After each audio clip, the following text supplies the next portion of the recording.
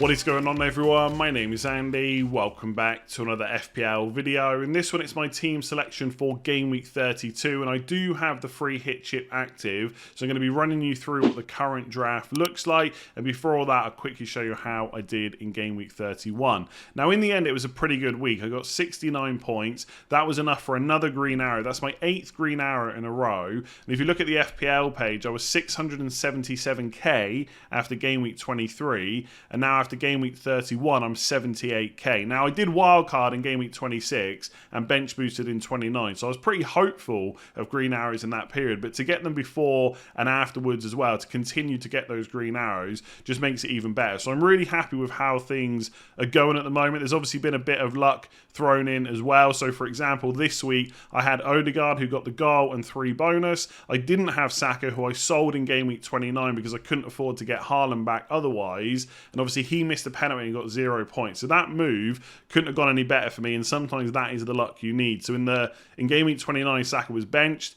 Odegaard got an assist, finished on 6 points. And then in Game Week 30, I think they both got like 2 and 1. So this week to outscore him by 10 points was massive. And that's really one of the key reasons I got a green arrow this week, as well as obviously Haaland captain and Watkins getting 3 returns against Newcastle. Going into this week, I was worried about the defence because I wasn't sure there was many clean sheets. I didn't know if Chilwell would start. Luke Shaw was obviously flagged and injured as well. In the end, it didn't matter. They all did rubbish. Shaw didn't play. Botman, Trippier and Chilwell all got 1 point, and Estepinian finished on 2, and he came on for Luke Shaw in the end. Just to quickly talk about my transfer, in the end, I did Raya to Ederson, and obviously that has lost me points. I've also got Kepa on the bench with 6 when Ederson has got 3. I don't think it was a bad move though, right? I said on the deadline stream, I didn't really want to make that transfer, but because I was free hitting in Game Week 32, I couldn't burn the transfer. I had to use it, and I had to set up for the doubles in 34 and beyond, and I wanted a double Game Week goalkeeper. I'm already tripled up on Man United, so Ederson was the only real option. If I could have rolled the transfer through the free hit, that's absolutely what I would have done, but I couldn't, so I had to go for Ederson.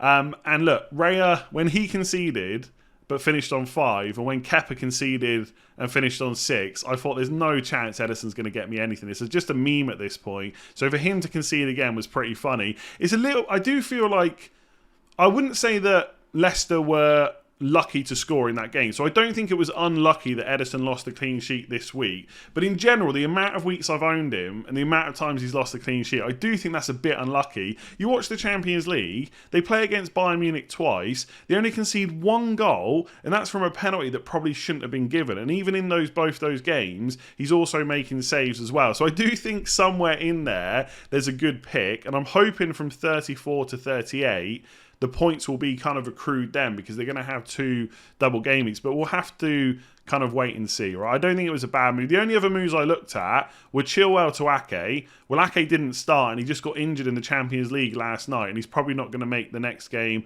or the next couple of games either because it was a hamstring injury, and obviously they can just play Laporte instead. So that move would have backfired. And I think the only other one I looked at was Rashford to Grealish. But instead of doing that, I played Solly March, and he got 5 points, and Grealish finished on 7, so it's not the end of the world.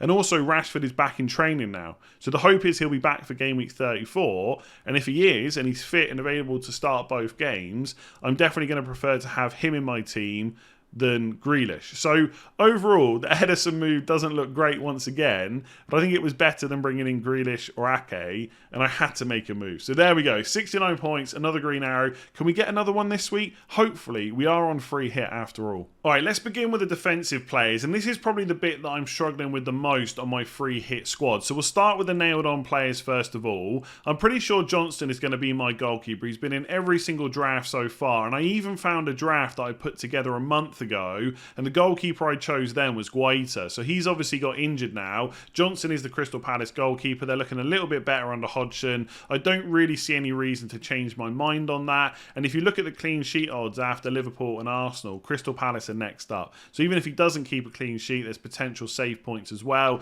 And I just don't see a better goalkeeper option to go for if I can't pick either Alisson or Ramsdale. Trent Alexander-Arnold is also nailed on. I've got to have a Liverpool defender this week. He's the most creative, the most likely to get me attacking returns. There's not really any more that I need to say there. It's really the other two picks that I'm struggling with, because Trippier is kind of obvious. He's an all-round good pick. There is a chance of a clean sheet against Spurs, given how the two teams have been playing recently. Although Newcastle have only kept like 1 or 2 clean sheets in their last 10 games. So it's not like it's an absolute guarantee. But if Kane has an off day, you're not really sure who else is going to necessarily score there. I suppose Son has been in pretty good form recently. I think it's like 3 or 4 goals in his last 5 games, but it's not someone I would necessarily rely on given how he's been for most of this season. So Trippier is fine, but you know he's going to be really highly owned, and so there's that want to kind of do things a little bit different, but I'm really struggling on what defender to put in there instead, because most of the other options,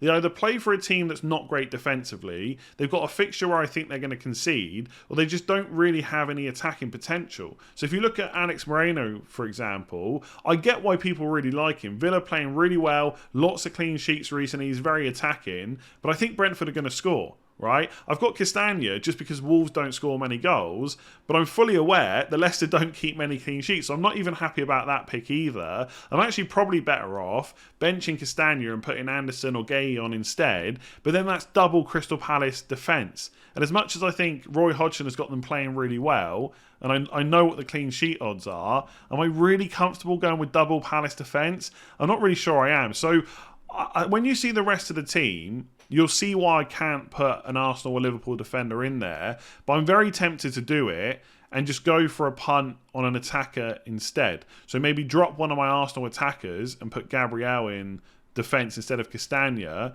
and then maybe go for Maddison or Eze or someone like that in attack. That might be a better way round of doing it. I guess what I'm trying to say is, by the time we get to the deadline, I'd be very surprised if there's not at least 2 defenders from Liverpool and or Arsenal. So either Trent and Robertson or Trent and an Arsenal defender, because I look at that defence and I'm just not too happy with it. I do think, though, that I'm going to end up with Trippier just by default, because if I put Robertson and an Arsenal defender, or Robertson or Van Dijk and an Arsenal defender in there, then that means I've only got to go for 2 Arsenal attackers and 1 Liverpool attacker, and I'm just not sure there's enough other players that I really want to go for. I think minutes-wise, that might actually be the best call, right? Because Trent, Van Dijk or Robertson plus Gabriel or Ben White, they all look pretty much locked on for minutes and going to get 60 plus. Whereas with some of the attackers you could go for, like Jesus, maybe Martinelli, maybe Gakpo, Jota, etc., there's a chance that even if they start, they do come off early. So that is playing on my mind.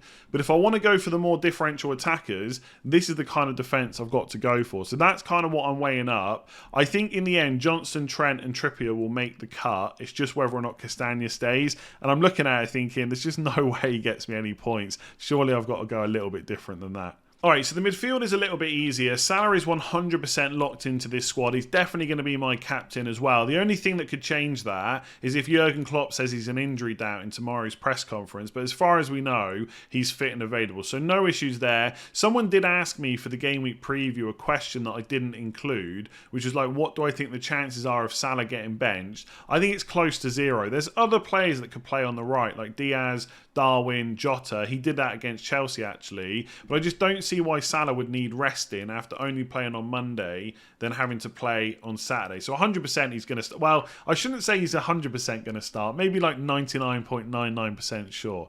With Saka, Arteta held his press conference this morning ahead of tomorrow's game, and he confirmed that Saka is still first choice penalty taker. He actually said something like, I'm going to grab the ball, put it down, and make sure that he takes it. So because of that, he's definitely locked into this squad as well. Really good minutes. I'm not expecting him to be benched either. So he's definitely in. I'm pretty sure Martinelli is going to make the final cut. The only thing that's playing on my mind is if they go for the usual front 3 of Martinelli, Jesus and Saka, they're going to have Trossard on the bench, and Nketiah was also on the bench last time as well. So even if he wanted to sub out Jesus first, because obviously he's still building up fitness, Nketiah could come on. And if he also wants to sub Martinelli, then there's Trossard as well. And because they've got that really important game in game week 33, which is midweek against Man City, I do think there's a chance of that happening. The only good thing for FPL is the Arsenal game is on Friday, and then they don't play Man City until Wednesday. So that's a good enough turnaround where Martinelli could easily play kind of 70, 80, 90 minutes and then still be perfectly fine for Man City. But if the game is looking comfortable, and they're like 2-0 up and he's only got an assist or even got no returns, he could get brought off like earlier than getting the full 90 minutes or something like that. So I'm a little bit concerned about it, but I think the fact it's a Friday to Wednesday turnaround is probably okay. And he's looked great recently with Jesus back in the team and Trossard before that playing as a number 9. And although Martinelli is definitely not a differential, he is different to who I've got in my team, which is Odegaard. So I think that's another reason that I want to include him on my free hit squad. I think Odegaard's a really good pick, by the way, and people won't want to go for it because it feels boring. And that is kind of why I'm not doing it as well. But if you want the assurity of minutes and starts, he's another really good pick this week. And there is actually a chance that I include Odegaard and go for 3 Arsenal midfielders instead of Martinelli, Saka and Jesus. I talked about that before, but I'm pretty confident Jesus is going to start. So that's who I'm going to go for right now.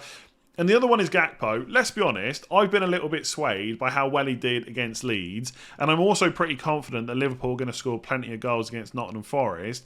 And I'm fairly sure he's going to start in that number 9 position. A lot of people are wondering whether he or Jota is the better pick. I just think there's more chance of Jota missing out and Darwin playing than there is of Firmino coming in for Gakpo. And I feel like right now, Saka is the only real right-wing choice, right, for Klopp. Again, other players can play there, but really it's just Salah who's a natural in that position. Feels like Gakpo and Firmino are the 9s, and Firmino's not really getting a look in unless it's off the bench. And then Diaz, Darwin and Jota are all fighting for that kind of left-wing spot. Now, obviously at times, especially next season when Klopp has to rotate, some of those players on the left will play in other positions. But right now, that's how it looks. So I think Gakpo's going to start again, and Firmino will probably come on for him. But it's a similar situation to Martinelli, that if the game's comfortable, given that it is a fairly quick turnaround, they've got to play Saturday, then Wednesday. If Klopp's got the chance to do it and bring on someone who's good like Firmino, he's probably going to do it. So I'm not locked in with Gakpo. I get why people are going for it, and the upside is definitely interesting to me because I don't think a lot of non-free hitters will be thinking about him. But if you look at how the squad is set up right there, if it's a choice between Castagna and Gakpo, or let's say I go for Van Dijk just to be sure of a start, so Van Dijk or like an Eze or a Maddison or a midfield punt like that, like which is better as a combination? Yes, I get the upside of Gakpo versus a Liverpool defender, but when you couple it together, it's a little bit different. So if it was Van Dijk and Eze, is that more guaranteed minutes and a little bit more interesting than going for Gakpo and Castagna? And obviously, going for double Liverpool defence is not, a massive differential because they're one of the best chances of getting a clean sheet this week, etc. But it is quite a big differential in terms of ownership. Most people that aren't free hitting are not going to have double Liverpool defence. They're probably going to have one at most, and that's going to be Trent. And I actually think a lot of non-free hitters are probably going to have double Newcastle defence and an Arsenal defender. That will probably be their main 3, unless they're playing like 4 or 5 defenders. So Trent and another Liverpool defender is quite a big differential on free hit. And maybe it's just worth having that different midfield pump, which would probably be Eze, maybe Bowen, possibly Maddison as well.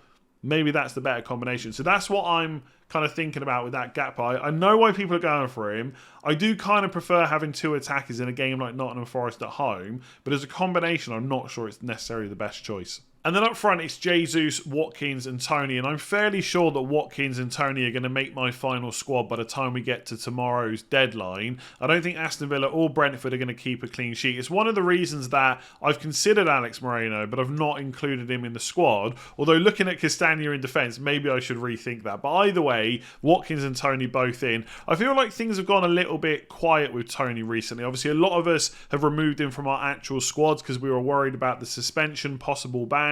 But he's not suspended for that Villa game, and unless we hear something before Friday's deadline, we've probably got to assume that he's going to play against Aston Villa. He's got 2 goals in his last 4, and he did miss a penalty against Newcastle, I think it was, as well. I think if he'd scored that penalty, then his total score for that week would have been a bit higher. I think more people would be talking about him right now. So he's one of the players that's been in pretty much every squad I've made. With Watkins, he's just in such good form right now. I don't want to drop him. I've got him in my actual team. But a bit like Trippier, his ownership is climbing so high right now. I do wonder whether there's an opportunity to do things a bit different and hope that Brentford can keep the score down. If I'm thinking of it logically, will Watkins do better than like a Solanke or Kane? I think he probably will this week. But with his ownership being so high, is there an opportunity to do something different? So I wouldn't say Watkins is as locked in as Tony, but I'm pretty sure I'll just end up going for him because he just looks so good right now. And with Jesus, I've kind of already touched on it. I do think that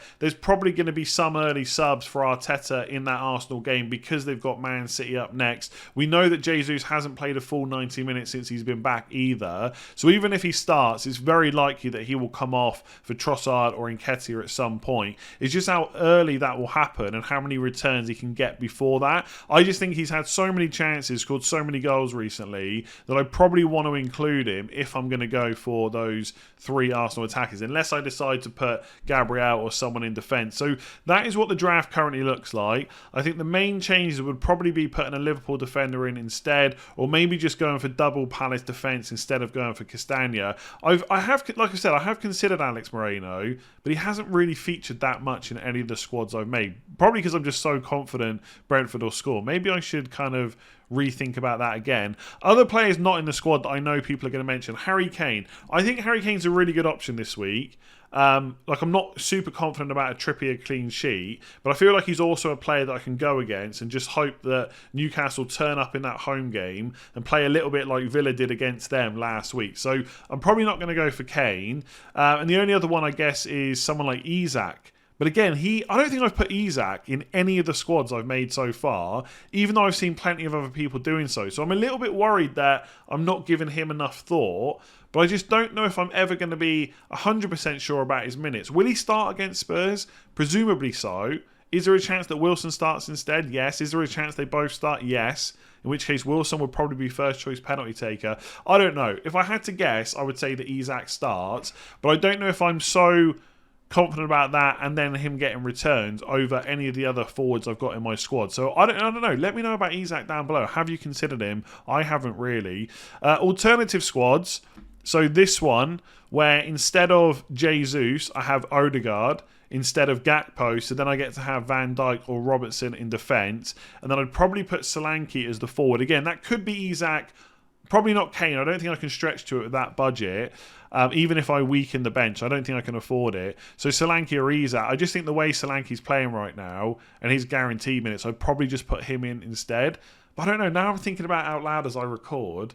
Maybe I haven't given Isak enough thought. I don't know. Like I said, let me know down below. So that's one alternative. It's probably a bit boring, or it looks a bit boring because, okay, everyone can pick double Liverpool defence. That's easy. 3 Arsenal midfielders, Odegaard instead of Jesus. Doesn't look great. But I think that's an all-round very solid free hit team. If we're not thinking about risk or differentials or anything like that, I think that's a very good team. And I'm not someone that actively goes out of my way to be different for the sake of it. So I might end up on something like that.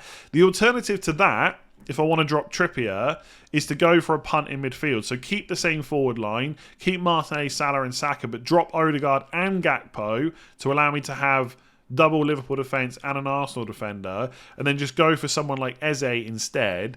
The only other midfielders I've really looked at are Maddison, and I think that's about it. Or Bowen. Bowen is another one, away to Bournemouth. I think West Ham will score in that game, and I'm a little bit tempted by him. But right now I've got Eze in there. I know some people are thinking about Son. I just think it's too much money for me to try and get him in this squad, so I probably won't go there. And I guess, yeah, with this squad, you're going against Kane and Trippier. So there's a little bit of risk there. But I think Kane's ownership will drop quite a bit this week. I think people might not have to sell him, but I think on free hit, a lot of people are going to go without him. So there's some alternatives. That's the kind of go without Trippier draft. This is the go without Jesus and go a little bit more boring, but definitely some really all-round solid picks. And this is the draft I'm currently on. I'm just really not, I don't know, just seeing Castagna and Trippier in there just doesn't sit right with me. But at least I've got punts on Gakpo and Jesus. Anyway, that's my rambling about free hit over with. I'll basically decide tomorrow on the deadline stream what I'm going to go for. I probably will cover some of my picks like I've done for all my wildcard drafts. I think it's just a bit more fun that people don't like kind of straight up copy. It's not me trying to like I don't know, hide. Well, I am literally hiding what I'm doing, but I am just that kind of FPL manager that's very indecisive around a free hit until the last minute, and then I'll just lock it in and probably regret it. So there will be some picks I'm still not sure about tomorrow, and they're the ones that I will probably hide. Like I said, Tony, Watkins, Salah, Saka, Martinelli, Trent and Johnson. That's 7 players that are basically locked in. I'm fairly sure I'm going to end up with Trippier as well. So really it's just 3 spots that I'm not 100% sure on. So join me for the deadline stream tomorrow. I might try and fit in final thoughts in the morning if there's enough stuff to cover. Otherwise, I'll leave that video there. Give it a like, hit subscribe. Catch you again soon.